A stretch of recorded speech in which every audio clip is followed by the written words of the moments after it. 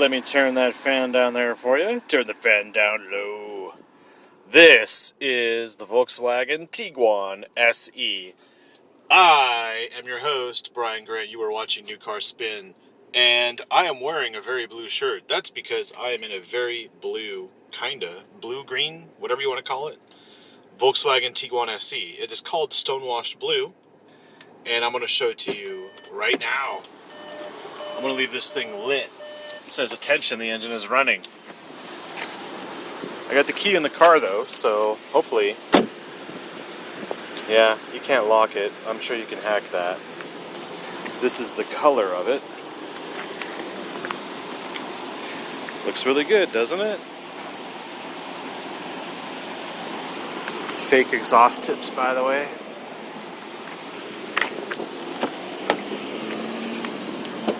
Let's see if I can unlock that back door. There we go. Huge back door, very roomy back here, and that's because this is the long wheelbase version. The long wheelbase version includes a third row of seats. I've got one up for you so you can kind of see what that looks like. Yeah, so this is their smaller vehicle. Oh God. Oh, he's just taking one alley shortcut to the other. No sunroof in here. However, it does have rear vents. It has a USB port and a tiny, tiny little spot to save pen caps and paper clips and gum wrappers. But there are little tiny map pockets down here. And I guess if you have people that you give rides for, this would be okay. I do have slight cup holder stuff in here and no storage in the armrest, but yeah, a pretty roomy vehicle. And I don't want to go over stats with you because other people can do that. You can go watch their videos. I'm serious. I get into the personality of the vehicle and I try and tell you what it was like. I've had this car for a week. I drove it from Dallas to Austin and back to Dallas. And I averaged 32.5 since I refueled it 250 miles ago. Now, average speed is 66. So I did do a lot of highway driving this morning, returning from Austin, but the sticker doesn't say it gets 32 mpgs on the highway. So let me show you the sticker at least, and we'll talk brass tacks.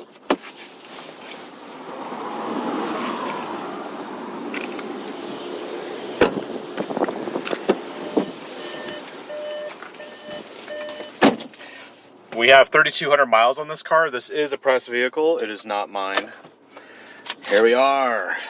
Bam. The window sticker says 29 on the highway. So this is a what do we want to say? Where is it? There we go. 2019 Tiguan 2.0 SE. This is actually the front-wheel drive version, but we did average 32.5. And if we go through, the extended period is 27.5 when the average speed drops down to 46, but it's been over 918 miles. It averaged 27.5, and you'll see here the overall is supposed to be 25. 25, 27.5. So, hey, that's pretty damn good.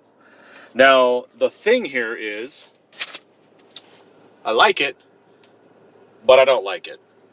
What I don't like is the fact that, number one, it's front-wheel drive.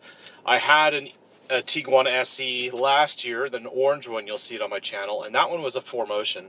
And that one I said, oh man, they need more power in this, and they need to call it a Tiguan R, and they need to get rid of the Golf. And so far they've gotten rid of the Golf R.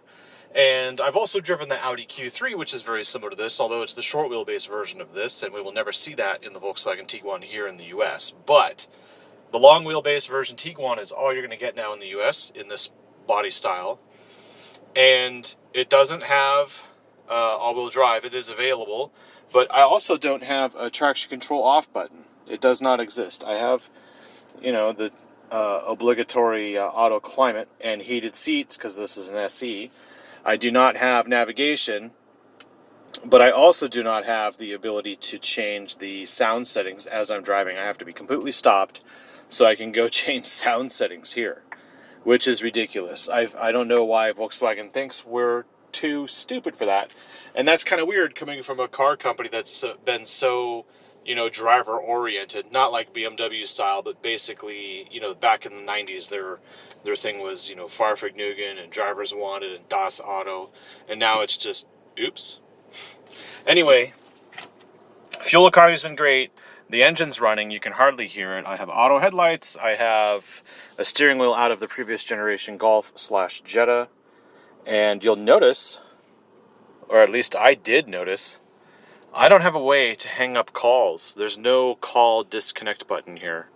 So you can make the call here, but you can go boom, and then it will say blah, and then you go call mom, and it will confirm it on the screen, but it won't allow you to kill the call here. I just don't see it. So there might be a menu thing, and you hit OK, I don't know, but I have to use this screen here. And the other thing too is, and you're not going to see it because I don't have it right now, is if I was to get a text message, it would show a little message icon here. But then as I'm driving, just as I cannot change the tone on the stereo, I cannot even have the system read back text messages to me. So Volkswagen, what is the point of this stereo? Also, by the way, this car only has 3,200 miles on it. And when I play music through here, I hear rattling in the doors. In the front doors, I hear rattling. And it's not because of the water bottle, although that also is a problem there. The speakers are causing the doors to vibrate and rattle. And that's kind of where I'm at. This is an economy car. It's very efficient. It's pretty good for the money if you're on a budget. But there's a lot of competition. And I think, if you were to step up your game with Volkswagen and you were to just get into an SE 4Motion, you might be better off. But if you were to go a little bit further and spend a little bit more and a little bit more and a little bit more, you're at 33 or 36, you can get an Audi Q3 for that money. And I have a video on the Audi Q3. You're going to watch that soon too. I know you are. So here we are in the Volkswagen Tiguan. Auto wipers, rain sensing wipers is what I mean to call it. Automatic transmission. It's just a Volkswagen at this point. I don't know what else to tell you. And great seats. They wipe down easily, so you can clean up any kind of spills that may or may not be on your seats. And the downside here is the way this stereo operates. The way it sounds is terrible. The way it operates is terrible. The way it integrates with the phone is terrible. And it's the biggest problem I have with this car. And that's after having driven it like 600 miles in 7 days. So you could test drive a car, right? And you can go 10 miles, you can go 20 minutes, you can go 2 hours. But I was 3 hours each direction. So that's 6 hours. So basically, out of what you see here, I've put on about 2/3 of the mileage here on this extended period. And I'll tell you, it takes the cheap fuel, so it takes 87 octane, although this is a turbo, and it is decent on the highway. It's got good road manners, but I wouldn't say it's like perfectly quiet. And what else would I tell you? I kind of just don't even want to do a drive on video here because it's kind of pointless. It's just a transportation vehicle for you. So this isn't my price range. I know people who have like a $24,000 price range limit, and I would always say, look at the Tiguan, look at the Tiguan, look at the Tiguan. But do not get the Tiguan front-wheel drive, and consider upgrading the stereo. And that's where I'll lead you with that. So go look at that, and then decide if you still want a Tiguan. That's really where it's short. It falls short right here. This is the pain part here for me. Painful. And then the second painful part is this layout on the steering wheel. This is an older traditional layout, and we do not have radar cruise, even though we do have blind spot, rear traffic, and front assist. So we have safety aids that are on, and we have a way to call up the menu and stuff, but there's no built-in navigation. You see, it doesn't say nav anywhere. Now some people go, oh, it has Android Auto and Apple CarPlay. But then you got to have those cables plugged in. You got to deal with cables all your life. And I'm not that kind of person. I am the kind of person, though, who will leave a bag of chocolate glazed donuts from my road trip here in the hot Texas sun. There you go. It's 97 degrees there. You can see right there. 97 degrees. And I'm going to leave this bag of donuts here just to drive some of you OCD people crazy. I mean, I could possibly touch one of these donuts and then put my finger on that screen there, and then you go a little crazier. But I'm here at the campus of SMU, and I'm going to be a gentleman. I'm just going to say thank you for watching. Please like, subscribe, share with your friends. Thank you for watching. This is the Volkswagen Tiguan. The SE is the trim that I would consider. I would only get the 4Motion, which is all-wheel drive, and then upgrade the stereo, and I would be happy. I would be happy with that. Or, for the price, which I didn't tell you, you could get a Jetta GLI 35th anniversary, which I did a road trip in that. Go check that out. Same price, by the way, 27 grand. This is 27,890, if my camera will focus. Come on, camera. Focus. There you go, 27,690. And this has basically no charge options. The automatic, the black interior, and the stone blue metallic exterior. Stone blue? That's interesting. I don't think it's stone blue. I don't think it is, no. It's called stone washed blue. This is the key they gave me. And I'm not sure why there's a discrepancy in the name. However, this is my stonewashed blue shirt. So, kind of isn't the same color, but it kind of makes sense. As far as the sunroof, the Q3 that I drove had a sunroof. It also had kind of like the same display of the air vents and things. Everything kind of felt similar in here as the Q3, but the Q3 was so much more car. So if you're looking at the SEL Tiguan, and you don't mind like a bone stock Q3, which is by default Quattro. I know this is mind-bending.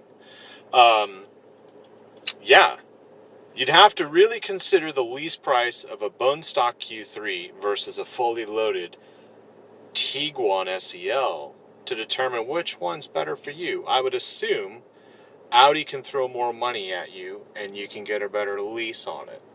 But if you're going to buy something, I would buy, and let's just say money's tight, I would buy the Atlas S. Not the loaded Atlas, not the mid-grade, the cheap bone stock Atlas. Because either way, this car or the bone stock Atlas, they're still priced below the average purchase price of a vehicle today. People are on average financing $35,000 and committing to a nearly $600 car payment. So you can avoid all of that by getting one of these. And that's my advice. I wouldn't say buy the front-wheel drive version. I wouldn't say be happy with the stereo. And I wouldn't say keep looking, if that makes any sense. And now what I'm going to do is prepare to drive the next car, which is a $22,000 Honda Civic. I don't know why I'm getting all these budget vehicles these days, but it's better to get them out of the way and pay my dues so that later in the year I can probably get you the fancy stuff. But I don't mind driving this. The air conditioning's good. I tried the heated seats. There's really like nothing to complain about because the ride quality is good. It's smooth. It's effortless. It is a little slow in the power department, but it depends on what you're coming out of. But overall, if you're just like going to write a $27,000 check, you get a lot, but you don't get much. It's kind of like, make your sacrifices. I will say it does have typical Volkswagen. It has power down and power up on all of the power window switches, and that even includes the back seats. So they even have one touch up and down auto. So there's all this little stuff in here that goes on in Volkswagens, and if you're not familiar with Volkswagens, look at the Tiguan, because they made this car for you.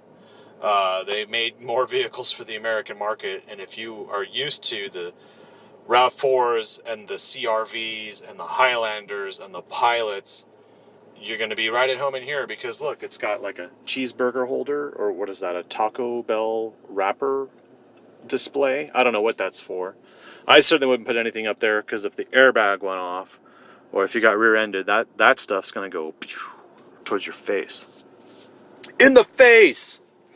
I do like the chrome touches. It is not, you know, I don't like having two different style of trims here. I wish it had one consistent trim, but it's not a deal killer.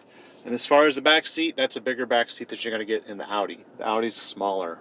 So I hope that helps. I'm not going to drive it, but you are. Thanks for watching.